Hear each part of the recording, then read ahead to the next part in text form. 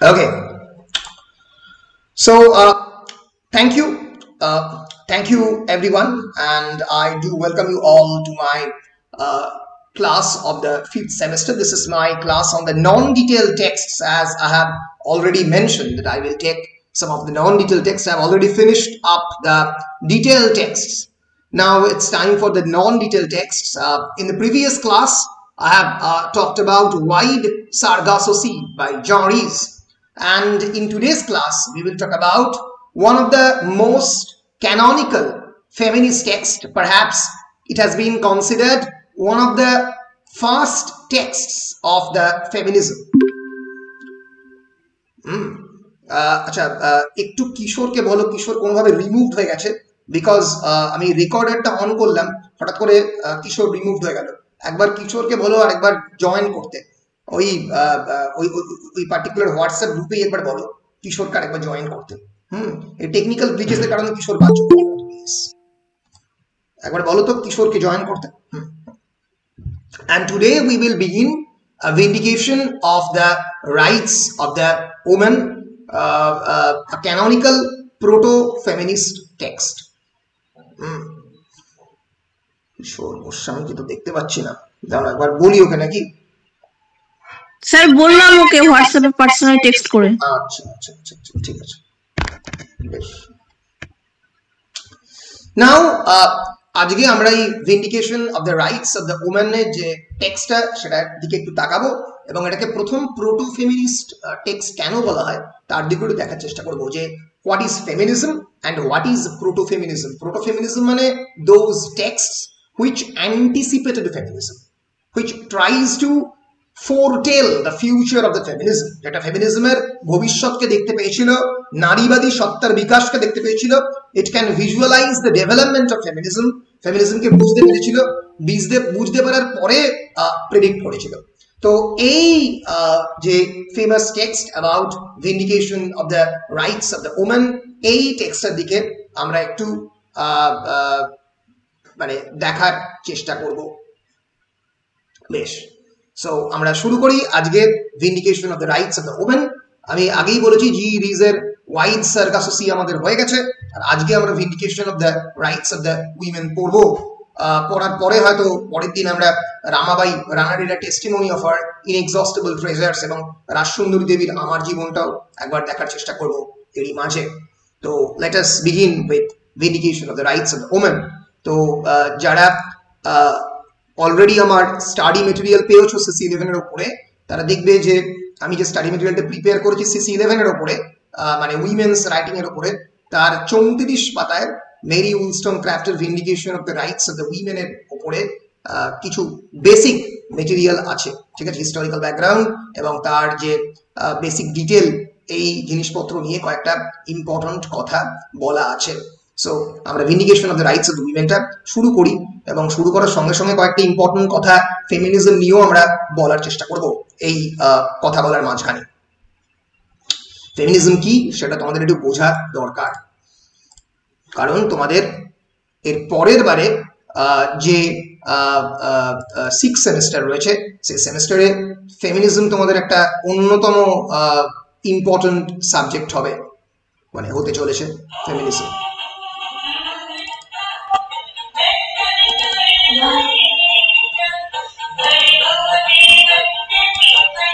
এক second,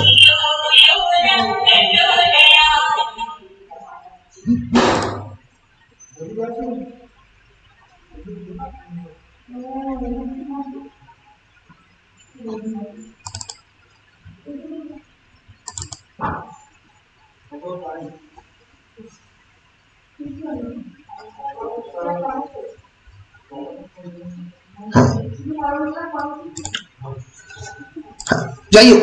So let us begin with a vindication of the rights of the women. A vindication of the rights of the woman, পুরো টেক্সটের নাম, with strictures on political and moral subjects.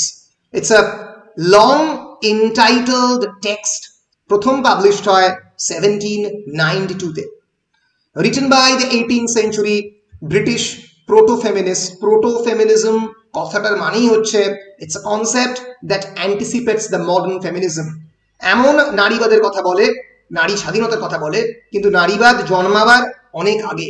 ধরা যাক একটা proper feminist টেক্সটের জন্ম around 1950s, 1950-এর দশকে। তার অনেক আগে, তার প্রায় 150 বছর আগে প্রথম ফেমিনিজমের জন্ম বলা হয়। সাধারণত যার হাতে জন্ম তিনি হচ্ছেন Simone de Beauvoir. Simone de বোভেয়ারের সেকেন্ড সেক্সের মাধ্যমে প্রথম ফেমিনিজমের জন্ম। সিমন দি বোভেয়ারের সেকেন্ড সেক্স লেখা হয় 1942। তার অনেক আগে এই vindication of the rights of the ওম্যানের লেখা। It's a concept that anticipates modern ফেমিনিজম, আধুনিক নারীবাদকে অ্যান্টিসিপেট করছে এবং একটু সফটলি, একটু নরমভাবে পেট্রিয়ার্কি বা পুরুষতন্ত্রকে এই লেখা অ্যাটাক করে। তো সেই জন্যই যেহেতু ফেমিনিজমের জন্মের বহু বছর আগে এই vindication of the rights of the women লেখা, তাই ন্যাচারালি এই টেক্সটের যে লেখার ধরন বা এই টেক্সটের যে বলার ধরন সেটা অনেকটাই সফট। পেট্রিয়ার্কি বা মেল হেজিমনিকে অনেক সফটলি অ্যাটাক করছে, অনেক নরম ভাবে অ্যাটাক করছে। ফেমিনিজম বলতে এই টেক্সটে বোঝাচ্ছে equal rights and liberty of the men and women, নারী এবং পুরুষের সমানাধিকার, যাতে নারীরাও খানিকটা অধিকার পায় পুরুষদের মতো, যাতে ডোমেস্টিক স্পেসের মধ্যে নারীরা ফ্রি থাকতে পারে। এই ধরনের কথাবার্তা এই vindication of the rights of the ওম্যানে, যিনি অথরেস আমাদের মেরি উলস্টনক্রাফট, বলার চেষ্টা করেছেন। অনেক ক্ষেত্রেই সেটা মিলিট্যান্ট নয়। মিলিট্যান্ট ফেমিনিজম যেটা পেট্রিয়ার্কিকে সরাসরি আক্রমণ করে, চ্যালেঞ্জ করে, দখল করার চেষ্টা করে পেট্রিয়ার্কিকে, তার থেকে অনেকটাই ডিফারেন্ট এই vindication of the rights of the woman, naturally because it is written in 1792. So in this particular text, Wollstonecraft responds to those educational and political theorists of the 18th century who believed that women should not receive a rational education. Babo, 18th century এবং 19th century তে বহু educationist ছিলেন, তারা এটা believe করতেন that women shouldn't have had this kind of rational education because the women do not need any form of education. They sincerely and seriously believe in this notion যে নারীদের শিক্ষার কোনো প্রয়োজন নেই, কি দরকার, বাড়িতে থাকবে, বাবা মা দ্বারা নিয়ন্ত্রিত হবে, পুরুষদের দ্বারা নিয়ন্ত্রিত হবে, পরবর্তীকালে ভাইয়ের দ্বারা নিয়ন্ত্রিত হবে, ন্যাশনাল এডুকেশনের কি প্রয়োজন। এবং আমি এই 18th সেঞ্চুরির উইমেনদের কন্ডিশন নিয়ে এরপরে কয়েকটা কথা বলবো, আগে বেসিক জিনিসটা বলে নিই। অ্যান্ড শি আর্গুজ দ্যাট, আমাকে তোমাদের মনে রাখতে হবে মেরি উলস্টনক্রাফট কিন্তু একটা অত্যন্ত পাওয়ারফুল ফ্যামিলিতে বিলং করতেন। Mary Wollstonecraft was the mother in law of PB Shelley. PB শেলির কিন্তু শাশুড়ি ছিল মেরি উলস্টনক্রাফট, এবং মেরি শেলি মানে PB Shelley's wife, Mary Shelley তার মাদার ছিল মেরি উলস্টনক্রাফট, যিনি যার লেখা টেক্সট তোমরা পড়েছো ফ্র্যাঙ্কেনস্টাইন। তাহলে বুঝতেই পারছো 18th সেঞ্চুরি এবং রোমান্টিক পিরিয়ডের একজন অত্যন্ত ইনফ্লুয়েন্সিয়াল পরিবারের তিনি মহিলা। সো নামের স্পেলিংটা খেয়াল করে নেবে, WOLLSTONECRAFT। অত্যন্ত পাওয়ারফুল একটা ফ্যামিলির মহিলা। মাথায় রাখতে হবে মেরি উলস্টনক্রাফটের যে হাজব্যান্ড উইলিয়াম গডউইন, তিনি একজন ফেমাস ইংলিশ পলিটিক্যাল থিওরিস্ট এবং অ্যানার্কিস্ট ছিলেন, নৈরাজ্যবাদে বিশ্বাস করতেন। অ্যানার্কিজম একটা পলিটিক্যাল ডক্ট্রিন, যিনি অন্য কোনো ধরনের পার্লামেন্টারি ডেমোক্রেসিতে বিশ্বাস করতেন না। তো এহেন English writer, philosopher and advocate of the women's রাইটের একজন অন্যতম বড় এক্সপোনেন্ট হচ্ছে Mary উলস্টনক্রাফট from 1759 to 1797. And until the late 20th century, Wollstonecraft's life, which encompassed several unconventional personal relationships at the time, সেই সময়ের অনেক ধরনের আনকনভেনশনাল রিলেশনশিপে তিনি এনগেজড হয়েছিলেন। সেই একটা অত্যন্ত কন্ট্রোভার্সিয়াল ফিগারের লাইফ কিন্তু 20th সেঞ্চুরির আগে অবধি লোকজনের চোখে পড়েনি। তিনি অনেকগুলো ট্রাভেল ন্যারেটিভ লিখেছিলেন, কিছু নভেল লিখেছেন, ট্রিটিস লিখেছেন, কন্ডাক্ট বুক লিখেছেন। কন্ডাক্ট বুক মানে নিজেকে কেমন করে প্রিপেয়ার করবে উইমেনদের জন্য, নিজেকে কেমন করে প্রিপেয়ার করবে। কন্ডাক্ট বুক বলতে সোশ্যাল লাইফে কেমন করে মিশবে, এই ধরনের লেখা পত্র তখন অনেক পাবলিশড হতো।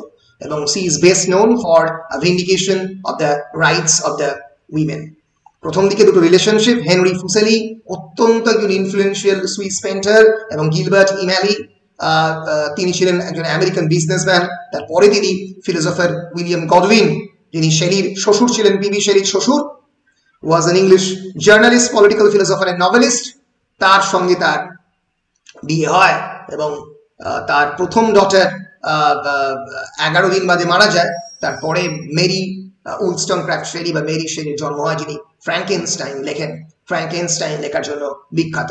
So this is Mary Wollstonecraft, the basic lifestyle history of Mary Wollstonecraft. তো এই vindication of the rights of the women in this particular book, she argues that women's education ought to match their position in the society. উইমেনদের এডুকেশনের সঙ্গে তার সোসাইটির education অবশ্যই মিল খেতে হবে, and that they are essential to the nation because they raise its children and could act as respected companions to their husband. বুঝতেই পারছো যে যুক্তিটা মেরি উলস্টনক্রাফট দিচ্ছেন, সেই যুক্তি যদি এখনকার দিনের কোনো একটা ফেমিনিস্ট দিত তাহলে মার খেয়ে যাওয়ার সম্ভাবনা ছিল আর কি, ঠিক আছে, মানে এই ফেমিনিস্টদের হাতে মার খেয়ে যাওয়ার সম্ভাবনা ছিল। তার কারণ তিনি কি বলছেন, তিনি যুক্তি দিচ্ছেন যে উইমেনদের এডুকেশন খুবই এসেনশিয়াল বিকজ তাদের যে মানে মানে পজিশন টু দেয়ার সোসাইটি, সেই পজিশনে তারা তো বাড়ির যারা পুরুষ, যারা ছেলে, যারা children and both the men and women, তাদেরকে তো মানুষ করতে হবে, তাদেরকে তো রেজ করতে হবে। তো তাদের দায়িত্ব তো উইমেনদের, যেহেতু উইমেনদের সেই দায়িত্ব, তাই they should act as the respected companions to their husband. হাজব্যান্ডের মানে যেন তারা হাজব্যান্ডের সঙ্গে একটা প্রপার কম্প্যানিয়নশিপ দিতে পারে এই চিলড্রেনদের মানুষ করার পেছনে। না হলে তো মানে এই চিলড্রেনরা প্রপারলি মানুষ হবে না। তো যেহেতু তারা মানুষ হবে না, তাই হাজব্যান্ডের এই উইমেনদের সাহায্য একান্ত প্রয়োজন। তাই উইমেনদের এডুকেশন দরকার এই চিলড্রেনদেরকে এডুকেট করার জন্য। তাহলে বুঝতেই পারছো যে ফর মেন, ফর পেট্রিয়ার্কি, পুরুষতন্ত্রকে সাহায্য করার জন্য উইমেনদের এডুকেশনের প্রয়োজন, যাতে সোসাইটিতে এই ছোট্ট ছোট্ট বাচ্চারা প্রপারলি এডুকেটেড হতে পারে। তো এই কথাটা কিন্তু বলার চেষ্টা করছেন মেরি উলস্টনক্রাফট। আমরা পরবর্তীকালে দেখব বহু ফেমিনিজমই এই বিষয়টাকে রিজেক্ট করেছে এবং উলস্টনক্রাফটের কথার সঙ্গে তারা একমত নয়। Wollstonecraft maintains that women are human beings deserving of the same fundamental rights as men. মেনদের মতোই একই ধরনের ফান্ডামেন্টাল রাইট রয়েছে, and that treating them as mere ornaments or property for men undercuts the moral foundation of the society. এবং তাদেরকে যদি উইমেনদেরকে মেনদের যদি ornament বলে ভাবা হয়, তাদের যদি শুধুমাত্র হাতের গয়না হিসেবে ভাবা হয়, তাহলে সেটা সোসাইটির ক্ষেত্রে একটা বিরাট বড় বিপজ্জনক কথা। এর ফলে she for the first time talked about the equality between the sexes in particular areas of life, especially morality. She does not explicitly state that men and women are equal. মাথায় দেখো 1792 সালে তখনও তিনি কিন্তু একবারের জন্য এক্সপ্লিসিটলি বলছেন না যে men and women are equal, কারণ ন্যাচারালি বলার মতো সেই পরিবেশ তৈরি হয়নি। তখনও বলতে পারা যায় না নারী এবং পুরুষ সমান। তিনি বলছেন অ্যাটলিস্ট মোরালিটির খাতিরে, অ্যাটলিস্ট এথিক্সের খাতিরে যেন মেন আর উইমেনদেরকে খানিকটা সমানে রাখা যায়। তো এই যে ওনার বক্তব্য, এটাই basically vindication of the rights of the উইমেনের বিভিন্ন সেকশনে আস্তে আস্তে তিনি বলার চেষ্টা করেছেন। এই অনেকগুলো পয়েন্ট উনি বলেছেন, র্যাশনাল এডুকেশনের কথা এবং অন্যান্য পয়েন্ট, সেন্সিবিলিটির কথা। তার লেখার মধ্যে খানিকটা রিপাবলিকানিজম পাওয়া যায়, যে ফ্রেঞ্চ গভর্নমেন্টের বিরুদ্ধে কিভাবে সেই সময়কার ফ্রেঞ্চ রেভলিউশন যে সমস্ত আইডিয়াকে টলিয়ে দিয়েছিল, তার জন্য কেন ফেমিনিজমের প্রয়োজন রয়েছে, ইত্যাদি ইত্যাদি। তো আমরা যেটা প্রথম একটু দেখে নেব সেটা হচ্ছে কোন পার্টিকুলার হিস্টোরিক্যাল কনটেক্সটে লেখা হয়েছে vindication of the rights of the women. মাথায় রাখতে হবে তখন প্রথম French revolution has already occurred in the year 1789। It's a major year of revolution. Revolution হচ্ছে এমন ধরনের বিপ্লব যেটা সোসাইটির সমস্ত ফাউন্ডেশনকে টলিয়ে দিচ্ছিল, সোসাইটির সমস্ত মরাল প্যারামিটারকে টলিয়ে দিচ্ছিল। মানুষ প্রথমবার ভাবতে শুরু করেছিল যে সত্যি গভর্নমেন্ট বলতে মানে রিপাবলিকান গভর্নমেন্ট বা পার্লামেন্টারি গভর্নমেন্টে আমরা বিলিভ করবো কি করবো না, নাকি আমরা বিপ্লবে বিশ্বাস করবো, নাকি এই পার্লামেন্টারি ডেমোক্রেসির কোনো প্রয়োজন নেই। কারণ ফরাসি বিপ্লব তো প্রথমবারের জন্য সমস্ত ধরনের পার্লামেন্টারি ডেমোক্রেসিকে ভেঙে চুরমার করে দিয়েছিল। ফলে সেখান থেকেই কিন্তু এই সাহসটা, এই ধরনের যে লেখার সাহস, যে নারী এবং পুরুষ সমান, এ আর কি অদ্ভুত কথাবার্তা। তো এই জিনিসটা কিন্তু বলার প্রথমবার সাহস পান Mary Wollstonecraft, vindication of the rights of the উইমেনের। আমরা বলতে পারি প্রথম ফেমিনিস্ট, প্রোটো ফেমিনিস্ট টেক্সট বলা হয়, কিন্তু ফেমিনিজমের যে প্রথম ওয়েভ, ফেমিনিজমের অনেকগুলো ওয়েভ আছে, আমরা পরে জানবো। তো সেই ওয়েভের যে প্রথম ওয়েভ নিয়ে, মানে প্রথম ফেমিনিজম নিয়ে যে সমস্ত প্রশ্নগুলো তোলা হয়, সেটাই vindication of the rights of the উইমেনে প্রথমবার তোলার চেষ্টা করেন মেরি উইলস্টনক্রাফট। তো যাই হোক, আমরা তার আগে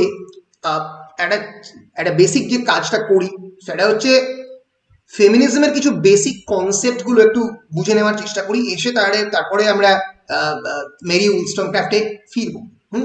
প্রথম কয়েকটা বেসিক অ্যাজাম্পশন অফ ফেমিনিজম, সেগুলো একটু বুঝে নেওয়ার চেষ্টা করি।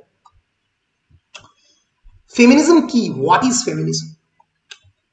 ফেমিনিজম বা নারীবাদ, বা যেটাকে বলা হয় আমাদের মানবী চর্চা বাংলাতে, ইট is a range of diverse socio political movements and ইডিওলজিস। তোমরা কি স্ক্রিনে দেখতে পাচ্ছ? তোমরা স্ক্রিনে দেখতে পাচ্ছ তো? হ্যাঁ sir. Basically a range of diverse socio-political movements, সবকিছু সামাজিক আবার রাজনৈতিক দুটো দিক থেকেই বিভিন্ন ধরনের মুভমেন্টকে বোঝায়, and ideologies, আদর্শ, that aim to define, establish and achieve the political, economic, personal and social equality of the sexes. It actually addresses all the domains of the life, be it political, it can be political, রাজনৈতিক হতে পারে, কারণ উইমেনদের ভোটাধিকারই ছিল না। প্রথম উইমেনদের ভোটাধিকার কবে প্রথম সুনিশ্চিত করা? নিউজিল্যান্ডে 1908 সালে। তার আগে উইমেনদের নাগরিক বলে ঘোষণা করা হতো না। তাহলে কোন পার্টিকুলার ব্যাকগ্রাউন্ডে মেরি উইলস্টনক্রাফট লিখছে তুমি বুঝতে পারছো। 1799 উইমেনদের প্রথম ভোটিং রাইটস চালুই হয় 1908 সালে নিউজিল্যান্ডে। তার আগে কোনোদিন ভোটাধিকারই ছিল না। তো তারও প্রায় 100 বছর আগে, 120 বছর আগে তিনি লিখছেন। কোনো ইকোনমিক রাইটস তো ছিলই না। তোমরা যে 3টে বিখ্যাত টেক্সট পড়ছো, যে টেক্সটে উইমেনদেরকে কনস্ট্যান্টলি বিয়ের কথা ভাবা হচ্ছে, সেই 3টে টেক্সটের নাম কি কি? তোমরা যেগুলো পড়েছো, যেগুলো উইমেনদের কনস্ট্যান্টলি উইমেনদেরকে ম্যারি করার কথা বলা হচ্ছে, বলো। বলা হচ্ছে ওই স্যার, ওই ইমোজি ডিকশনারি ওইটা না, I have finished that. না আমি বলছি যে সেই সমস্ত টেক্সটে যেখানে সোশ্যাল কনটেক্সট থেকে তোমরা বুঝতেই পারছো যে উইমেনরা মার্জিনালাইজড, এবং যে টেক্সট থেকে তোমরা বুঝতে পারছো উইমেনরা হয়তো মানে বিয়ে করতে বাধ্য হচ্ছে, they are almost being thrust into marriage, এবং এই সমস্ত টেক্সটগুলো উইমেন রাইটারদেরই লেখা। বিখ্যাত টেক্সট প্রাইড এন্ড প্রেজুডিস পড়েছো? না পড়িনি। পড়নি? প্রাইড এন্ড প্রেজুডিস 1813 সালে পাবলিশড বিখ্যাত টেক্সট, জেন অস্টিনের লেখা, যেটা শুরুই হচ্ছে বিখ্যাত কোটেশন দিয়ে, it is a truth universally acknowledged that a single man in possession of a good fortune must be in want of a wife. কিছু বলছো কেউ? না স্যার, ওইটা বলছিলাম। প্রাইড এন্ড প্রেজুডিস একটা অত্যন্ত ইম্পর্টেন্ট টেক্সট, যেখানে পড়েছি ডার্সি এলিজাবেথ, এক্স্যাক্টলি ডার্সি এবং এলিজাবেথ, যেখানে এলিজাবেথ বেনেট বলে যে মেইন ক্যারেক্টারটা এবং তাদের যে বোন, তাদেরকে বিয়ে দেওয়ার চেষ্টাই করে দেওয়া হচ্ছে, কারণ লেখা হচ্ছে 1813 হচ্ছে ওই একদম মেরি উইলস্টনক্রাফটের সময়, যখন মেরি উইলস্টনক্রাফট বেঁচে আছেন। এবং সেই সময়ে আমরা খুব ভালো করে জানি উইমেনদের আর অন্য কোনো ধরনের অপশন ছিল না ক্যারিয়ারের, except first being a good wife and lead your life, two is to be a governess, and third is that of the nurse. গভর্নেসের রোল কে নিয়েছিল? জেন আয়ার। আর একটা টেক্সট যেখানে জেন বিয়ে করতে বাধ্য হয় মিস্টার এডওয়ার্ড রচেস্টারকে, কারণ তারা তো কোনো অপশন ছিল না। এসব ভালোবাসা এবং অন্যান্য গল্প ওটা অনেক পরে এসছে, কারণ এডওয়ার্ড রচেস্টার অলরেডি একবার বিয়ে করে ফেলেছে। তা সত্ত্বেও এডওয়ার্ড রচেস্টারকে বিয়ে করতে বাধ্য হয় জেন, তার কারণ গভর্নেন্স ছাড়া। এখানে তো জেনি নিজে থেকে বিয়ে করে এডওয়ার্ড রচেস্টারকে। সেটা তো তোমাকে সেই পার্সপেক্টিভটা দেওয়া হচ্ছে, তোমাকে তো সেই পার্সপেক্টিভটা দেওয়া হচ্ছে যে জেন এডওয়ার্ড রচেস্টারের কাছে ফিরে যাচ্ছে এবং ফিরে গিয়ে তাকে বিয়ে করছে। কিন্তু বিষয়টা একটা ভঙ্গিও আছে, ওর ওয়াইফ পাগল ছিল, ওকে অন্যভাবে আটকে রাখা হয়েছিল, ওটা কেউ বলছে না। সেই পার্সপেক্টিভটা পড়ার জন্য তোমাকে জি রাইজের ওয়াইড সারগাস ও সি পড়তে হবে, যেখানে এডওয়ার্ড রচেস্টারের যে আগের ওয়াইফ যে অ্যান্টয়েনেট কসওয়ে বা বার্থা ম্যাসন, যার খ্রিস্টান নাম বার্থা ম্যাসন, তোমরা তো একবারের জন্য এই প্রশ্নটাই করছো না যে বার্থা ম্যাসন মানে আদৌ সেন ছিল না ইনসেন ছিল, তাকে আদৌ পাগল বানানো হয়েছে না বানানো হয়নি। সে একবারের জন্য তার সিক্রেটটা জেনের কাছে রিভিল করেনি কেন বিয়ের আগের দিন অবধি? হোয়াই? কেন করেনি? তারপরে যখন তার পুরোপুরি বাড়িটা বা ক্যাসেলটা ধ্বংস হয়ে যাচ্ছে, ধ্বংস হওয়ার পরে এটা বলা হচ্ছে যে সে আগুনটা ধরিয়ে দিয়েছে বার্থা ম্যাসন, কিন্তু উই রিয়েলি ডোন্ট নো যে সে বার্থা ম্যাসন ধরিয়েছে নাকি অন্য কেউ ধরিয়েছে, নাকি মানে মানে মানে নিজে এডওয়ার্ড রচেস্টার নিজে ধরিয়েছে, আমরা জানি না। কোনো পার্সপেক্টিভটাই কিন্তু আমরা সেই মুহূর্তে দাঁড়িয়ে জানি না, আমাদেরকে বলানো হচ্ছে, আমাদেরকে বিশ্বাস করানো হচ্ছে। এই পার্সপেক্টিভটাই ফেমিনিজম ধরতে চাইছে। যে কোনো ফেমিনিস্ট টেক্সট পড়তে গেলে তোমাকে যে জিনিসটা প্রথম বুঝতে হবে সেটা হচ্ছে যে জিনিসটা তোমাকে দিনের পর দিন ধরে বিশ্বাস করানো হচ্ছে, যে জিনিসটা তোমাকে দিনের পর দিন ধরে বলা হচ্ছে, সেই জিনিসটাকে নিয়ে প্রশ্ন তোলো, এই সোশ্যাল স্টিরিওটাইপ নিয়ে প্রশ্ন তোলো। এটাই হচ্ছে ফেমিনিজমের প্রথম বেসিক ফাউন্ডেশনাল কনসেপ্ট। যে পার্সপেক্টিভটা আমরা দেখছি সেটা সত্যিকারের পার্সপেক্টিভ, নাকি the perspective is being পোর্ট্রেড or being created and depicted to us by the patriarchy। পুরুষতন্ত্র এই পুরো কনসেপ্টটাকে তোমার সামনে হাজির করছে কিনা, তৈরি করছে কিনা, এইটাই বলার চেষ্টা করছে। এবং তোমরা যে কোনো ধরনের ফেমিনিস্ট টেক্সট যদি ইন্টারপ্রেট করো তাহলে বুঝতে পারবে যে মানে মডার্ন ফেমিনিজম 1940s এর পরে তারা এই পুরোনো টেক্সটগুলোকে, যেগুলো 1818 সালে লেখা বা জেন আয়ার 1847 এর লেখা, এইগুলোকে রিজাজ করছে, অন্যরকম পার্সপেক্টিভ নিয়ে লিখছে, দেখছে। এই যে ভিক্টোরিয়ান টেক্সটগুলো নিয়ে অলরেডি একটা বিখ্যাত বই আছে ফেমিনিজমের, তার নাম হচ্ছে mad women in the attic, মানে কি চিলেকোঠার উন্মাদিনী। যদি বাংলা করি এটা দাঁড়ায় গিলবার্ট এবং গুবারের লেখা, বাই গিলবার্ট অ্যান্ড গুবার। তিনি এই বারবার এই পার্সপেক্টিভটা দেখছেন, এই ম্যাডনেসের পার্সপেক্টিভটা দেখছেন, যে উইমেনদেরকে পাগল করে রাখা হচ্ছে। যে বার্থা ম্যাসন বলে যে ক্যারেক্টারটা, ইচ্ছে করে পাগল নাকি পেট্রিয়ার্কি পাগল করেছে? পেট্রিয়ার্কি, পুরুষতন্ত্র পাগল করেছে। ফলে এই যে তিনটে অপশনের কথা বললাম, either wife, governance or nurse, এই তিনটে অপশন নিতে বাধ্য হতো। ওয়াই? কেন একজন আনম্যারিড উইমেন থাকতে পারবে না? Because the women do not have any right two property. Right two property act ভারতবর্ষে কত সালে হয়? Right for the right two inherit the property for the women 1952 সালে, ভারতবর্ষ স্বাধীন গণতন্ত্র প্রতিষ্ঠার অনেক পরে। এই 75 বছর হয়েছে মোটামুটি তোমরা রাইট পেয়েছো প্রপার্টি। এখানে আমার ক্লাসের মধ্যে যে সমস্ত নারীরা ক্লাস করছে তাদের উদ্দেশ্যে বলছি, 75 বছর আগে হলে কোনো ধরনের সম্পত্তির অধিকার পেতে না, বুঝতে পেরেছো? কোনো ধরনের চাকরি বাকরিও পেতে না, কারণ চাকরি বাকরি পেলে তোমাদের তো সম্পত্তির অধিকার ছিল না, কারণ তোমরা ব্যাংকে টাকা রাখতে পারতে না, তোমরা টাকা ইনহেরিট করতে পারতে না। বুঝতে পেরেছো কি ভয়ঙ্কর সিচুয়েশন ছিল? সেটা একবার বোঝার চেষ্টা করো, বুঝলে তাহলে বুঝতে পারবে যে কোন সিচুয়েশন থেকে এই টেক্সট গুলো লেখা হচ্ছে। তো যাই হোক, তো তো ফেমিনিজম এই সমস্ত ধরনের ইকুয়ালিটির কথা বলে, সোশ্যাল, ইকোনমিক, পার্সোনাল, পলিটিক্যাল, এই সমস্ত ধরনের ইকুয়ালিটির কথা বলে, এবং feminism incorporates the position that societies should prioritize the male, so incorporates the position that societies prioritize the male point of view। society সবসময় মেল পয়েন্ট অফ ভিউ কে prioritise করে, সামনে রাখে, and that women are always treated as unfairly within these societies.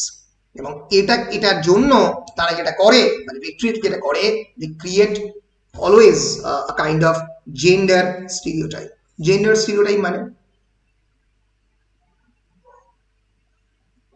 বলো, gender stereotype মানে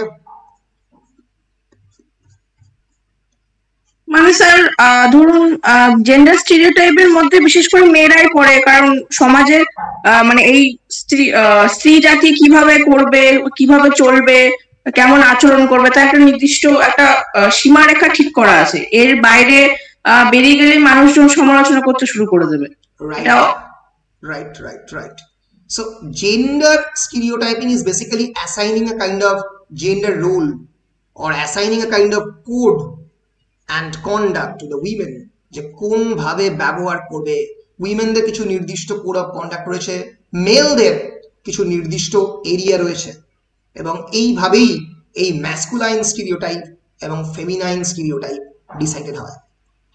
society এই sexual রোলগুলো ঠিক করবে in order to decide that whether your behavior is acceptable, appropriate or desirable for people based on their biological or perceived sex. এটা তোমার ক্ষেত্রে acceptable কিনা সেটা সোসাইটি ঠিক করবে। ফর এক্সাম্পল, ফেমিনাইন স্টিরিওটাইপ কি, যে মেয়েরা খুব ইমোশনাল হয়, সাবমিসিভ হয়, ন্যাচারালি সাবমিসিভ হলে ডমিনেন্স করার, ডমিনেট করতে সুবিধা হয়। উইমেনরা খুব সিম্প্যাথেটিক হয়, অপরের দুঃখে দুঃখী হয়, পুরুষরা হবে না ন্যাচারালি। উইমেনরা খুব স্পন্টেনিয়াস হয়, ন্যাচারালি সুবিধা হয়, কারণ স্পন্টেনিয়াস হলে তার মনের কথাটা জানতে সুবিধা হয়। টলারেন্ট হয়, টলারেন্ট করার কি সুবিধে, এই যে আমি এখন তোমাদের সামনে বসে ক্লাস নিচ্ছি আর আমার মা আমার কফি তৈরি করছে, এটা একটা পেট্রিয়ার্কি, আমি ওই পুরুষতন্ত্রের পার্ট। আমি নিজে একদম ক্লেম করি না যে আমি খুবই মানে এই ধরনের পুরুষতন্ত্র থেকে আমি বাইরে, আমি নিজে পুরুষতন্ত্রকে ভয়ঙ্করভাবে ঘৃণা করি, এবং আমার সমস্ত ছাত্রছাত্রীদের আমি ছাত্রীদের বিশেষ করে বলি যে তোমাদের নিজের পায়ে দাঁড়াবার একটা মানে মানে প্রবল দরকার রয়েছে। এরকমভাবে পুরুষদের দরকার আছে, নারীদের তার অংশে কোনো অংশে কম দরকার নেই, আরো বেশি দরকার রয়েছে, ঠিক আছে? কারণ দিনের পর দিন ধরে একটা পার্টিকুলার সেক্স গ্রুপ বা একটা পার্টিকুলার জেন্ডারের মানুষজন মার্জিনালাইজ হয়েছে। তোমাদের সেই মার্জিনালাইজেশন থেকে বেরোবার জন্য খুব তাড়াতাড়ি ফাইন্যান্সিয়াল ইন্ডিপেন্ডেন্সের হাত ধরার প্রয়োজন রয়েছে। ইনফ্যাক্ট একজন পুরুষের যতটা রয়েছে নারীদের ততটাই রয়েছে। হ্যাঁ, যেটা বলছিলাম সেটা হচ্ছে যে আমি বসে আছি আর মা কফি তৈরি করছে, এটাও একটা পেট্রিয়ার্কির পার্ট, এবং আমি চাইলেও এই পেট্রিয়ার্কাল সেটআপ থেকে আমার মাকে বের করে আনতে পারছি না, কারণ আমি যতবারই মাকে বলি যে মা তুমি কফি তৈরি করবে না, অন্য কাউকে দিয়ে তৈরি করাও, মা সেই ঘেরাটোপের বাইরে থেকে বেরোতে পারছে না। কেন বেরোতে পারছে না? তার কারণটা হচ্ছে যে এই পেট্রিয়ার্কাল সেটআপটা মায়ের মনের মধ্যে বা যে কোনো নারীর মনের মধ্যে দীর্ঘদিন ধরে তৈরি করা হচ্ছে, যার ফলে তার সেই রুট থেকে এসকেপ করতে যেতে না পারে, এই সার্কেলের মধ্যে সবসময় বন্দী হয়ে পড়ে থাকে। I've seen thousands and thousands of financially independent women who are also homemakers, যারা প্রত্যেক দিন বাড়ির কাজ করছে। এবার তাহলে তোমরা প্রশ্ন আমাকে তুলতেই পারো যে স্যার উইমেনদের কি বাড়ির কাজ করাটা কি খারাপ? বাড়ির কাজ করতে কি কারোর ভালো লাগে না? ভালো তো লাগতেই পারে, অবশ্যই ভালো লাগতেই পারে, কিন্তু প্রোভাইডেড সেই ভালো লাগাটা তার স্পন্টেনিয়াস কিনা। একটা পুরুষের সবসময় যে জিনিসটা করতে ভালো লাগে, সে ফটোগ্রাফি করতে পারে, তার খেলতে ভালো লাগে, সে বাইরে বেরিয়ে যেতে পারে, বন্ধুদের সঙ্গে আড্ডা মারতে পারে, কিন্তু যে নারী কেন করতে পারে না? কেন একজন নারীকে সবসময় কিছু পার্টিকুলার কাজই করতে হয়? কারণ ছোটবেলা থেকে সেই কাজগুলোকে তার কাজ বলে ধরে নেওয়া হয়। বাড়ি থেকে বলে চা দেওয়ার কাজ সবসময় নারী, আর পুরুষের কাজ হচ্ছে সেখানে বসে আড্ডা মারা। ফলে আমি কোয়েশ্চেন করছি কোনো পার্টিকুলার হ্যাবিটকে না, আমি কোয়েশ্চেন করছি এই পার্টিকুলার প্র্যাকটিসগুলোকে, যে প্র্যাকটিসগুলো দিনের পর দিন ধরে আমাদের সোসাইটিতে চলেছে, এবং সেই জন্যই উইমেনদেরকে টলারেন্ট হওয়ার প্রয়োজন রয়েছে। টলারেন্স মানে সহ্য ক্ষমতা। উইমেনদের নাকি সহ্য শক্তি বেশি, হবেই তো। দিনের পর দিন ধরে সেঞ্চুরির পর সেঞ্চুরি ধরে অত্যাচার করলে টলারেন্ট হবে না তো অন্য কিছু হবে। অ্যান্ড উইমেনরা নাকি খুবই কোঅপারেটিভ হতেই হবে, কারণ কোঅপারেটিভ না হলে একজন ম্যান তার সংসার তো করতে পারবে না। এবং অবশ্যই ফেথফুল সাপোর্টার, লয়াল সাপোর্টার হতে হবে। আর অন্য কোনো ধরনের কোনো মানুষকে সাপোর্ট করা যাবে না, শুধুমাত্র তার হাজবেন্ড, তার ছেলে মেয়ে, তাদেরকেই সাপোর্ট করতে হবে। আর অন্যদিকে ম্যাসকুলাইন স্টিরিওটাইপিং কি, ম্যান আর লজিক্যাল, আমি জানি না ইলজিক্যাল পুরুষ মানুষ হয় না বোধ হয়, তো যাই হোক, ম্যান নাকি খুবই র্যাশনাল, অ্যাগ্রেসিভ, এক্সপ্লয়টেটিভ, এক্সপ্লয়েট করতে পারে ন্যাচারালি, পুরুষ নারীদেরকে তো কম এক্সপ্লয়েট করে না, স্ট্র্যাটেজিক, ইন্ডিপেন্ডেন্ট, কম্পিটিটিভ হয় নাকি পুরুষেরা, এবং he is the decision maker, decision making এর ক্ষেত্রে খুব মানে বড় রোল প্লে করে। এই যে জেন্ডার রোল বা স্টিরিওটাইপিং যেটা ক্রিয়েট করা হয়েছে দিনের পর দিন ধরে, এই জেন্ডার বা স্টিরিওটাইপিং এর জায়গাতেই মানে যেটা ঘটে, আমাদের ছোটবেলা থেকে যেভাবে শেখানো হয়, যেভাবে আমরা বড় হই, সেই বড় হওয়ার মধ্যে পেট্রিয়ার্কি এমন ভাবে ভেতরে রয়েছে যে সেই বড় হওয়ার মধ্যেই পেট্রিয়ার্কি তুমি সেটাকে অস্বীকার করতে পারো না, এবং সেটাকেই বলা হয় basically patriarchy. It's actually a system that privileges men, যেটা ছোটবেলা থেকে পুরুষতন্ত্র পুরুষদেরকে প্রিভিলেজ দিয়ে এসছে। And in this system men hold most of all of the power, সমস্ত ধরনের ক্ষমতা ফ্যামিলির মধ্যে, সেটা রাজনৈতিক হোক, সেটা অর্থনৈতিক হোক, এই মেনরা হোল্ড করে। সেটা যেরকম ভাবে পলিটিক্সে করে, পলিটিক্যাল পার্টিতে করে, দেখবে খুবই কম নারী চরিত্র ভারতবর্ষের পলিটিক্সে এসছে যারা সেরকম পাওয়ারফুল। কয়েকজনকে বাদ দিচ্ছি, ইন্দিরা গান্ধী বা আদার্স, যারা ফ্যামিলির তরফ থেকেই ভয়ঙ্করভাবে পাওয়ারফুল। আদারওয়াইজ পেট্রিয়ার্কি সমস্ত জায়গাতে ডমিনেট করেছে। একই রকম ভাবে সেখান থেকেই যে আইডিয়াটা বেরোচ্ছে, that's the difference between sex and gender. Sex আর জেন্ডারের মধ্যে পার্থক্য কি বলো, বলো। সেক্স হচ্ছে বায়োলজিক্যাল, জেন্ডার হচ্ছে সোশ্যাল, মানে সোসাইটি তৈরি করে।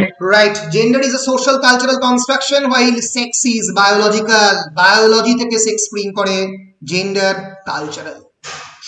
আমরা জেন্ডার ক্রিয়েট করি, আমরা সেক্স ডিটারমাইন করতে পারি না, আমরা সত্যি সেক্সকে ডিটারমাইন করতে পারি না, পারা সম্ভব নয়, কিন্তু জেন্ডারকে ডিটারমাইন বা কন্ট্রোল করতে পারি। আমরা জেন্ডার অ্যাটিটিউড পাল্টাতে পারি, আমরা নারীদের প্রতি আমাদের যে মন্তব্য বা বক্তব্য বা স্পেসিফিক স্ট্যান্ড, সেটা চাইলে বদলাতে পারি। Sex is given by birth, while gender is learned through socialization। তোমাদেরকে প্রত্যেক মুহূর্তে শেখানো হচ্ছে যে অপরের দিকে যে নারী চরিত্র সে খুবই দুর্বল। কিরে, হাতে চুড়ি পরে আছিস নাকি, বলে না হাতে চুড়ি পরে, চুড়ি পরা যেন খুব খারাপ। আরে অদ্ভুত ব্যাপার, চুড়ি একটা স্পেসিফিক অর্নামেন্ট, এটা যে কোনো লোক পড়তে পারে, এখন তো পুরুষেরাও পরে, সালমান খানও তো চুড়ি পরে নাকি, কিন্তু তা সত্ত্বেও নারী মানে চুড়ি পরে আছিস বলতে বোঝায় যে নারী সুলভ চিন্তা ভাবনা, নারী সুলভ, তার হাত মানে দেহগত ক্ষমতা নেই, এইটাকে সাজেস্ট করে। তো এইটা হচ্ছে জেন্ডার অ্যাটিটিউড। যে মুহূর্তে আমরা একটা স্পেসিফিক জেন্ডারকে মার্জিনালাইজ করছি, তাকে পার্শ্বরেখায়িত করার চেষ্টা করছি, তার বিপক্ষে কথা বলছি, এবং বিভিন্ন অ্যালিউশন সেই জেন্ডার যেগুলো পড়ে থাকে, তুই শাড়ি পর গিয়ে হাতে চুড়ি পরে থাক, সেই মুহূর্তে আমি এই জেন্ডার অ্যাটিটিউডকে প্রাধান্য দিচ্ছি। Sex cannot be changed, but it can be changed. It can be changed. It cannot be changed. It can be changed. For example, only women can give birth, but on the other hand, women and men can work as teachers, engineers and laborers. এই যে আমাদের idea যে উইমেনরা engineer হতে পারে না, civil engineering করতে পারবে না, লেবারার হতে পারবে না, এই আইডিয়াটা দীর্ঘদিন ধরে প্রেজেন্ট ছিল। একটা সময় যাদবপুর ইউনিভার্সিটির সিভিল ইঞ্জিনিয়ারিং ডিপার্টমেন্টে কোনো উইমেন পাওয়াই যেত না। এই আইডিয়াটাকে চেঞ্জ করার সময় এসছে, এবং এটাই হচ্ছে জেন্ডার অ্যাটিটিউড। জেন্ডার তৈরি করে দুটো ক্যাটেগরি, ম্যাসকুলাইন এন্ড ফেমিনাইন, কোনটা পুরুষের মতো এবং কোনটা নারীর মতো। আর সেক্সের কিন্তু দুটো category, male and female. It is biological essential and it is cultural and social. তো এই হচ্ছে ফেমিনিজমের বেসিক কনসেপ্ট, যেটা প্রথমবার প্রশ্ন করেছিল এই পেট্রিয়ার্কি। মিসোজিনি মানে কি?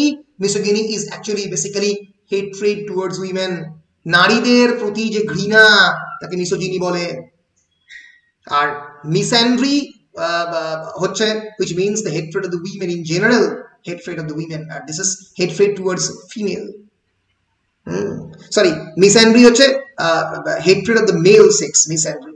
আর মিসোজিনি হচ্ছে hatred towards women, যেটা আমাদের সোসাইটিতে সব সময় পপুলারাইজ এবং আমাদের সোসাইটিতে সব সময় চলছে দিনের পর দিন ধরে মিসোজিনি বা মিসোগাইনি।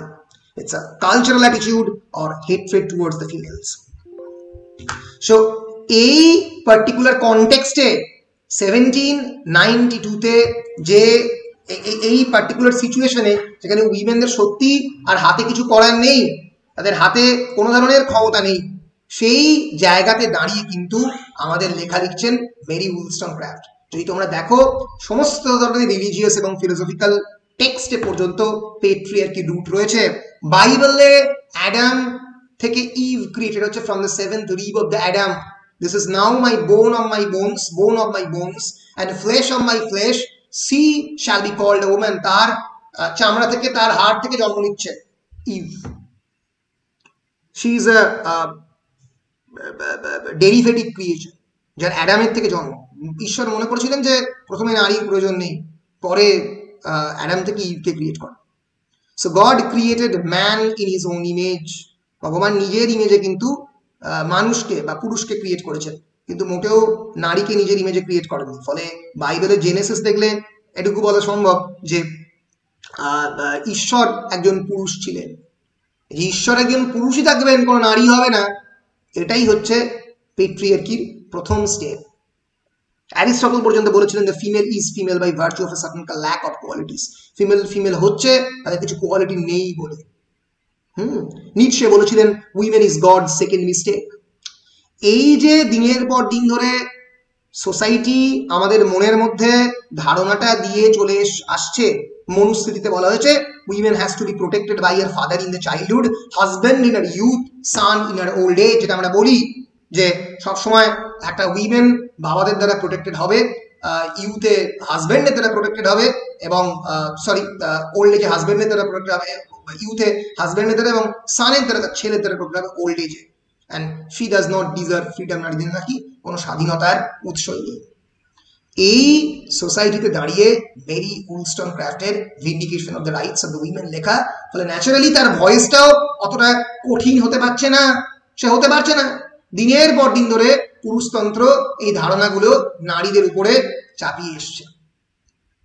সো আমি ওই জন্যই বারবার তোমাদেরকে একটা কথা বলার চেষ্টা করি যে পেট্রিয়ার্কি তোমাদের প্রত্যেক মুহূর্তে রোখার চেষ্টা করবে, প্রত্যেক মুহূর্তে বিভিন্ন ধরনের জিনিসপত্র শেখাবে, যে জিনিসপত্র দ্বারা তুমি মানে কোনোভাবেই সামনে যাতে এগোতে না পারো, তার সমস্ত ধরনের ব্যবস্থাই তোমাকে পেট্রিয়ার্কি করবে আর কি। বলবে এই ধরনের পরীক্ষা বা এই ধরনের চাকরিটা তো মেয়েরা দিতে পারে না, মেয়েরা কি আইপিএস হতে পারে? কিরণ বেদি প্রথমবার আইপিএস যখন দেখালো, যখন হলো প্রথমবার, কেউ ভাবতেই পারেনি যে নারীরা কোনোদিন আইপিএস অফিসার হতে পারে, তারা কি আইডিয়াটাই আসে। ঠিক আছে, তো ফলে এই যে একদিক দিয়ে কিছু কিছু জিনিসপত্র মেয়েরা কোনোদিন করতে পারবে না, এই যে ধারণা আমাদের সোসাইটির মধ্যে বলিয়ান রেখে দেওয়া হয়েছে, সেই রেখে দেওয়ার কাজই হচ্ছে পুরুষতন্ত্রের। এবং এর ফলে মানে একটা নির্দিষ্ট শ্রেণী, সেটা পুরুষ হোক বা সেটা কোনো নির্দিষ্ট রাজনৈতিক শ্রেণী হোক, তার সমস্ত ধরনের ফায়দা বা লাভ লুটেছে। তো এইখান থেকেই কিন্তু প্রথমবার ফেমিনিজমের জন্ম। আর মেরি উলস্টনক্রাফট এটা করছেন সেটা হচ্ছে এই proto feminism. It's a philosophical tradition that anticipates modern feminism in an era when the concept of feminism was still unknown.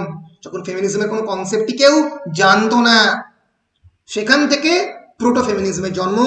যে কোনো text written before 1942, before the publication of the second sex, বিখ্যাত লেখা, কার লেখা? Simon de বোভেয়ারের লেখা বিখ্যাত text. এক second, বিখ্যাত text Simon de বোভেয়ারের, যেটা সম্পূর্ণভাবে পাল্টে দিয়েছিল সেই সময়কার ফেমিনিজমের আন্দোলনকে বা ফেমিনিজমের আইডিয়াকে। তিনি হলেন এই ভদ্র মহিলা সিমন দি বোভেয়ার, যিনি প্রথমবার বলেছিলেন one doesn't born as a woman but rather becomes a woman. কেউ একজন নারী হয়ে জন্মায় না, নারী হয়ে ওঠে। সোসাইটি তাকে নারী হিসেবে তৈরি করে, আসলে জন্মায় না নারী হয়ে।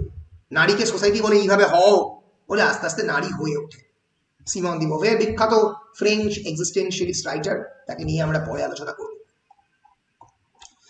তো এই হচ্ছে ফেমিনিজমের বেসিক ব্যাকগ্রাউন্ড, যেখান থেকে কিন্তু vindication of the rights of the women লেখা, মানে ফেমিনিজমের ব্যাকগ্রাউন্ড যদি না জানো তাহলে কিন্তু মানে এটা দেখে তোমরা মানে vindication of the rights of the women পড়ে তোমরা বুঝতে পারবে না। পাওয়ারফুল উইমেনদের ডেপিকশন বিভিন্ন সময় হচ্ছে, রেনেসাঁসে হচ্ছে ক্যারাভিজোর আঁকা বিখ্যাত, জুডিথ বিহেডিং দ্য হলো ফার্নেস, জুডিথ কিভাবে হলো ফার্নেসের মাথা কেটে নিচ্ছে, অথচ আমরা এখনো বলি যে উইমেনরা নাকি কোনো ধরনের সাহসী কাজ করতে পারে না। এলিজাবেথ সিরানির বিখ্যাত ছবি টিমোক্লিয়ার কিলিং হার রেপিস্ট, তার রেপিস্টকে টিমোক্লিয়া মারছে। জায়েল এন্ড সিসেরা, সিসেরার মাথার মধ্যে একটা তোমার পেরেক ঢুকিয়ে দিচ্ছে, জায়েলের মাথার মধ্যে সিসেরা ঢুকিয়ে দিচ্ছে পেরেক, বিখ্যাত আর্টিস্টের আঁকা, আর্টিমিসিয়া জেন্টিলেস্টির আঁকা। তো ফলে উইমেনের এম্পাওয়ারমেন্টের কনসেপ্ট যে কোনো কালে ছিল না তা নয়, কিন্তু দীর্ঘদিন ধরে 19th সেঞ্চুরিতে বিশেষ করে এবং তার আগে আগে যেহেতু উইমেনরা বিভিন্ন ডোমেস্টিক কাজকর্ম করতে বাধ্য হতো, তাই উইমেনদের ডিপিকশন হচ্ছে এইভাবে ডোমেস্টিক কাজ করা। Women drowning water, drawing water at the cistern, সেখান থেকে জল বার করছে, এটাই তাদের অ্যাজিভ কাজ। এবং একটা ছোট্ট বাচ্চা মেয়ে সেটাকে দেখছে, সে নিয়েও সেটাকে অনুসরণ করবে দিনের পর দিন ধরে, ঠিক আছে। ফলে এই যে young girl is being watched by is watching her mother, এর ফলে সেও সেই পথ নেবে। ফলে পুরুষতন্ত্র এমন একটা সিস্টেম তৈরি করেছে যে সিস্টেম থেকে কোনোভাবে একটা নারী বেরোতে যাতে না পারে, তাকে সেখানে আটকে রাখার জন্য সমস্ত ধরনের ব্যবস্থা ঠিকঠাক করেছে। তো সেই কারণেই কিন্তু নারীবাদ করার প্রয়োজন রয়েছে। Vindication of the rights of the women প্রথমবার সর্বপ্রথম 1792 সালে এই রাইটগুলোর কথা বলছে। ন্যাচারালি মেরি উলস্টনক্রাফট পেট্রিয়ার্কি কথা বলে উঠতে পারেননি, সিস্টেমের কথা বলছেন, কিন্তু পেট্রিয়ার্কি পুরুষতন্ত্র শব্দটি তিনি ব্যবহার করতে পারছেন না, কারণ ব্যবহার করলে তার হয়তো মৃত্যু সুনিশ্চিত।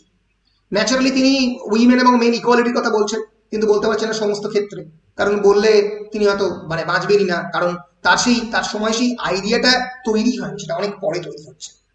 তো এই সমস্ত জিনিস থেকে বেসিক্যালি ফেমিনিজমের জন্ম। বলো তোমরা আমার ফেমিনিজমের যে বেসিক কনসেপ্ট যেগুলো বললাম সেগুলো বুঝতে পেরেছো কি পারো? হ্যাঁ স্যার, পেরেছি। হ্যাঁ স্যার। বেশ, এইবার আমি যেটাতে আসবো সেটা হচ্ছে vindication of the rights of the women. Historical background হয়ে গেল। বেশ,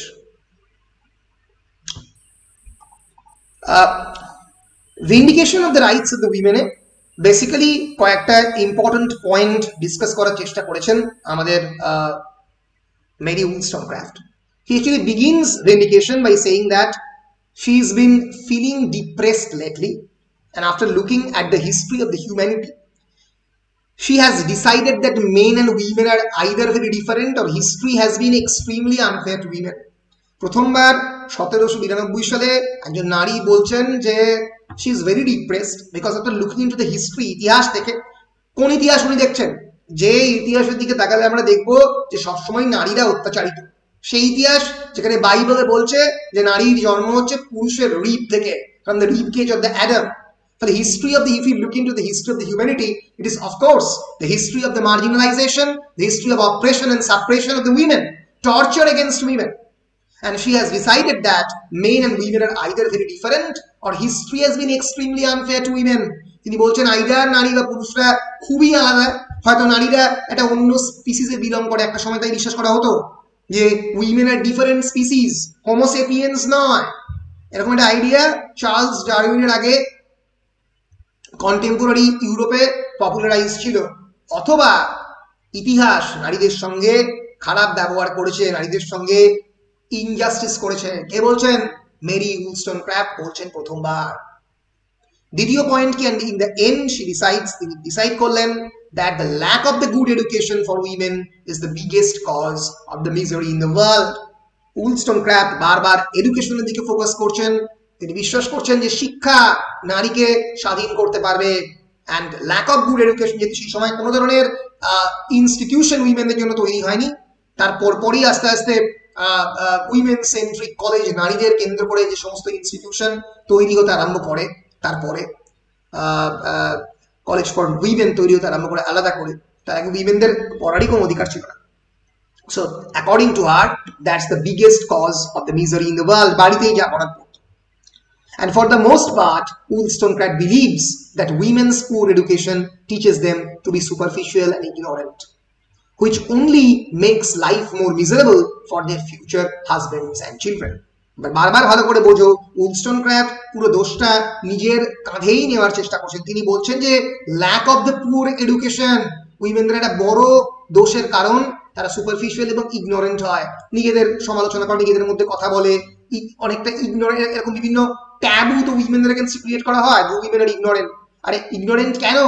কারণ উইমেনদেরকে কোনোভাবে এডুকেশন দেওয়ার ব্যবস্থাই তোমরা করনি, which only makes life more miserable for their future husbands and children.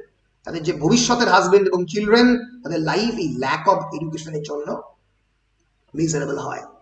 Wollstonecraft admits that it looks as though men are physically stronger than women, but she insists that in a modern civilization, physical strength shouldn't count for much. তিনি বলছেন যে এই modern যুগে, আধুনিক যুগে physical strength সত্যি একটা বড় জিনিস বলে তিনি মনে করেন না। ন্যাচারালি, কারণ এগ্রিকালচারাল মেশিনারি চলে এসছে, অন্যান্য সমস্ত ক্ষেত্রে মেশিন চলে এসছে, পরে ফিজিক্যাল স্ট্রেংথ কারণ স্ট্রং হলে কি এসে যায়। And women should therefore be treated just as well as men because they have just as much intelligence. উইমেনদেরকে মেনের মতোই ট্রিট করা উচিত, কারণ তাদের একই রকমের ইন্টেলিজেন্স রয়েছে। She already knows that men will criticize her argument by saying that giving women the same education as men will make them too manly. তিনি এটাও ভয় পাচ্ছেন যে বলতে যে উইমেনদের যদি একই এডুকেশন দেওয়া হয় একটা ম্যানের মতো, তাহলে তারা টু ম্যানলি, তারা খুব বেশি পুরুষের মতো হয়ে উঠবে, নারীরা পুরুষ হতে পারবে না, এই ধারণা। And Wollstonecraft argues that reason and logic don't favor one gender over the other. প্রথমবার তিনি বলছেন যে রিজন বা লজিকের পথে চললে কোনোদিন সেটা মানে রিজন বা যুক্তি কোনোদিন একটা পার্টিকুলার জেন্ডারকে অন্য জেন্ডারের থেকে এগিয়ে রাখতে পারে না।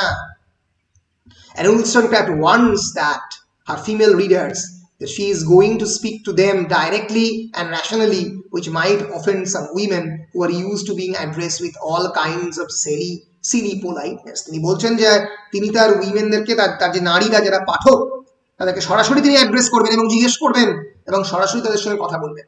অন্যান্য নারীরা যারা এই পেট্রিয়ার্কির ভিকটিম, তারা অনেক সময় সিলি পোলাইটনেস, অত্যন্ত বোকা বোকা পোলাইটনেসে বিশ্বাস করে যে না আমাদের একটু ভদ্র সভ্য ভাবে থাকতে হবে, পুরুষদের কথায় সারেন্ডার করতে হবে। তিনি বললেন এই সমস্ত জিনিসপত্র ছাড়ো, সরাসরি কথা বলো। And Wollstonecraft admits that women's education has become a more widely discussed topic in her time, but she is disappointed that this education always focuses on making women as pleasing as possible to men instead of developing their rational minds. উইমেনরা কি করছে? নিজেদের এডুকেশনকে শুধুমাত্র ব্যবহার করছে on making women as pleasing as possible to men, নিজেদেরকে শুধুমাত্র পুরুষের কাছে একজন ভালো পাত্রী হিসেবে, একজন ভালো গ্রুম হিসেবে বা ব্রাইড হিসেবে তুলে ধরার চেষ্টা করছে, rather than developing the rational minds. তাদের যুক্তিবাদী মনকে ডেভেলপ করার থেকে তারা সেটাকে ইউজ করছে যাতে আরো ভালো পাত্র বা পাত্রী বা পাত্র পেতে পারে। যেটা আমাদের সোসাইটিতে এই কয়েকদিন অব্দি প্রিভ্যালেন্ট ছিল যে এমএ কেন করছিস, কারণ মানে একটা যাতে ভালো হাজবেন্ড জোটে। আরে অদ্ভুত কথাবার্তা, তুমি নিজের জন্য করছো, নিজের জ্ঞানের জন্য করছো। এই ধারণাটাই আমাদের সোসাইটিতে এখনো অব্দি খুবই আনফর্চুনেট। অনেক পরিবারও কিন্তু তাদের ছোটবেলা থেকে মেয়েদেরকে শেখায় না। এই ধারণাটাই কিন্তু বেরিয়ে আসতে হবে। আমি বারবারই বলি যে financial independence is as necessary for a women as a man. It's very necessary, it's very important.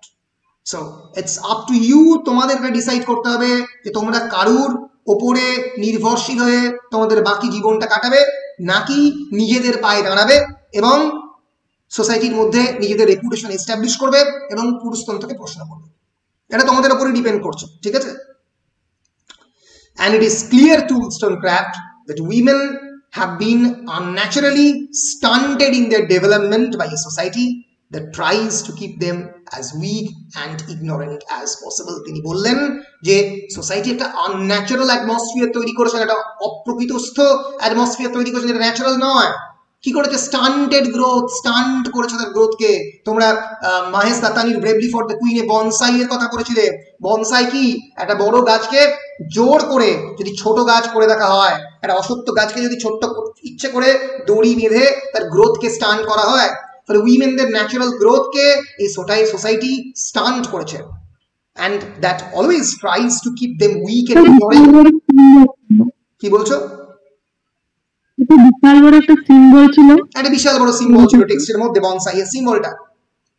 এখানেও এটা একটা ইম্পর্টেন্ট কথা উইলস্টনক্রাফট বলছে, এই স্টান্টেড গ্রোথের কথা উইমেনদের ইচ্ছে করে সোসাইটিতে রাখা হয়েছে, ইগনোরেন্ট করে।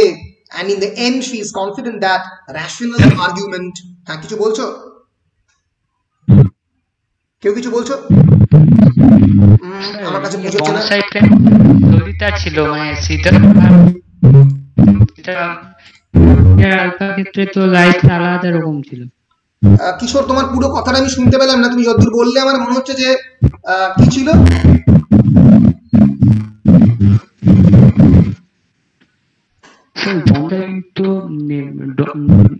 ললিতা রেখেছিল, কিন্তু সেক্ষেত্রে ললিতা তো সম্পূর্ণ ললিতার জীবন আর ডলিয়ার জীবনের থেকে অনেকটা অন্যরকম ছিল। হ্যাঁ হ্যাঁ হ্যাঁ হ্যাঁ, সে তো ছিলই, কিন্তু বনসাইটা সিম্বলাইজ করছে এই স্টান্টেড গ্রোথকে, মানে যে গ্রোথটা মানে উইমেনদের জীবনে আসতে পারছে না। তো যেই রাখুক না কেন, এই সিম্বলাইজ করছে এই স্টান্টেড গ্রোথ, মানে যে গ্রোথটা নারীদের জীবনে আসছে না, যাকে জোর করে বেঁধে রাখা হয়েছে। বুঝতে পেরেছো? এবং ললিতা ভালো লাগতো, যেহেতু ভালো লাগতো সেই জন্য ওদের মানে ওটা একটা সিম্বল মহেশ দাত্তানের সিম্বলের সাথে সিম্বলটা হচ্ছে নারী যে স্বাধীনতা আসছে না, female lack of the female emancipation, তার সিম্বল। কিছু বলছো? মিউট কর, কিভাবে বলছি মিউট কর, মানে ইয়ে হচ্ছে। হ্যাঁ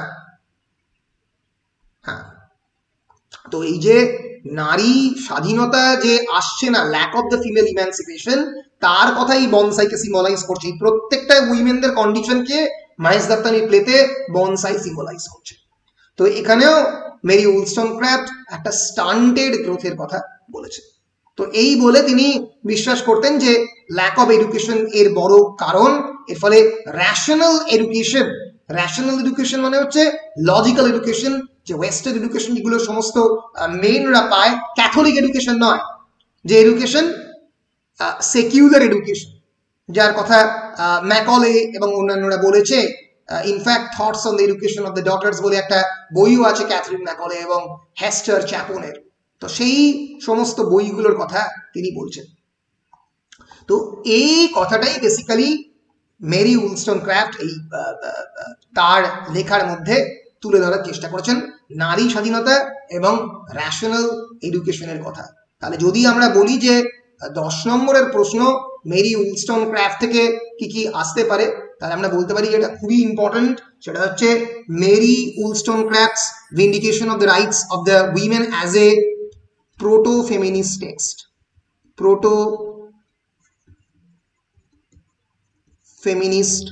টেক্সট, আসার প্রবল সম্ভাবনা। 2 নম্বর, the theme of rational education, or how Mary Wollstonecraft emphasizes on the role of education for the women. Education for the women একটা অত্যন্ত ইম্পর্টেন্ট থিম এই পার্টিকুলার নন ফিকশনাল স্টোরিতে। So education for non-fictional writing, so education for the women. And the third is the role of the sensibility কি আমরা একবার দেখার চেষ্টা করব, BET। What is sensibility? One of Wollstonecraft's most scathing criticism in the rights of the women is against the false and excessive sensibility, particularly in the women. একটা বিখ্যাত বই আছে সেন্স অ্যান্ড সেন্সিবিলিটি বলে, আমাদের জেন অস্টেনের লেখা, যেখানে sensibility বলতে কি বোঝানো হতো। She argues that women who succumb to the sensibility are blown about by every momentary gust of feeling because these women are the prey of their senses. They cannot think rationally. এটা ধরা হতো romantic পিরিয়ডে sensibility মানে কিন্তু সংবেদনশীলতা ছিল না, sensibility মানে হচ্ছে emotional, those who are emotional, those who are most prone to love making, those who are more prone to other forms of activities which are emotional. তো সেন্সিবিলিটি বলতে ইমোশনাল কথাটাকে রোমান্টিক পিরিয়ডে ব্যবহার করা হতো। তিনি বলছেন এই ল্যাক সেন্সিবিলিটি একটা উইমেনদের ক্ষেত্রে একটা খারাপ জিনিস ন্যাচারালি, কারণ এর ফলে উইমেনরা are prey of their senses, their physical সেন্সেসের প্রতি তারা খুব বেশি পরিমাণে অ্যাট্রাক্টেড। এটা উলস্টনক্রাফটের বক্তব্য। এখনকার যে কোনো ফিলোসফার হলে এই বক্তব্যকে সম্পূর্ণরূপে রিজেক্ট করতো এবং বলতো উইমেনদের সেক্সুয়াল রাইটস বা সেন্সিবিলিটির রাইট বা ইমোশনাল রাইট সবই রয়েছে। সেটা তুমি এক্ষেত্রে 1792 সালে লিখছো বলে হয়তো মেরি উলস্টনক্রাফটের লেখার মধ্যে এই সেন্সিবিলিটি ক্রিটিসিজম রয়েছে, কিন্তু এখন হলে এই ইমোশনাল কনটেক্সটে বা উইমেনদের যে সেন্সেস, তাদের যে ইন্দ্রিয়ের প্রতি আগ্রহ, তাকে সেলিব্রেট করতো এখনকার ফেমিনিস্টরা হলে, 1950-এর দশকের পরে ফেমিনিস্টরা হলে। সো এই কথাগুলোই উলস্টনক্রাফট তার লেখার মধ্যে বলে গেছেন। সেন্সিবিলিটি, রিপাবলিকানিজম এই স্টোরিতে অতটাও বড় ইম্পর্টেন্ট থিম নয়। তো যাই হোক, এই হচ্ছে মোটামুটি 10 নম্বরের প্রশ্নের ইম্পর্টেন্ট যে 3টে প্রশ্ন মেরি উলস্টনক্রাফট থেকে আসতে পারে। অ্যাজ আ প্রোটোফেমিনিস্ট টেক্সট, প্রোটোফেমিনিজম হলে ফেমিনিজম কাকে বলে, প্রোটোফেমিনিজম কাকে বলে, এবং এই টেক্সটের মধ্যে উইমেন রাইটের কোন কোন কথা বলা হয়েছে সেটা বলতে হবে। Theme of the rational education, এডুকেশনের কথা বলতে হবে, এবং what is how sensibility, the issue of the sensibility is being depicted in the vindication of the rights of women, কেমন ভাবে দেখানো হয়েছে সেই জিনিসটা বলতে হবে। তো এই হচ্ছে vindication of the rights of the women। আমার মেটেরিয়ালের ওই 36 বা 37 পাতা থেকে, আর একটু আগে থেকে মনে হচ্ছে, হ্যাঁ এই দেখে নিই একবার, হ্যাঁ 34 পাতা থেকে 41 পাতা অব্দি আছে। তোমরা একটু মেটেরিয়ালটা CC11 দেখে নেবে। তো এই বলে আমি মোটামুটি আজকে আমার vindication of the rights of the women related বক্তব্য শেষ করলাম। তোমাদের কোনো বক্তব্য থাকলে বলো।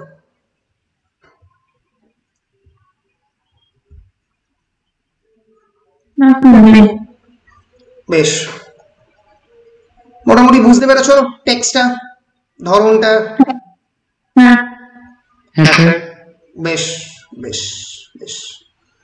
তাহলে নেক্সট দিন নন ডিটেল টেক্সট আর কি বাকি আছে। নন ডিটেল টেক্সট রামাভাই রানাডের testimony of our inexhaustible treasure, সেটা পরে আরেকদিন বলবো। আপাতত আমি যেটা করি সেটা হচ্ছে খুশবন্ত সিং এর ট্রেন টু পাকিস্তানটা পড়িয়ে দিই পরের দিন, ঠিক আছে? খুশবন্ত সিং এর ট্রেন টু পাকিস্তানটা পরের দিন। বেশ বেশ। আর তোমাদের বাড়িতে পড়াশোনা ঠিকঠাক চলছে তো? হ্যাঁ স্যার করছি। বেশ, করো। হ্যাঁ স্যার করছি। ঠিক আছে, করো করো। বেশ, তাহলে এখন রাখছি, নেক্সট দিন আবার দেখা হচ্ছে। Bye bye.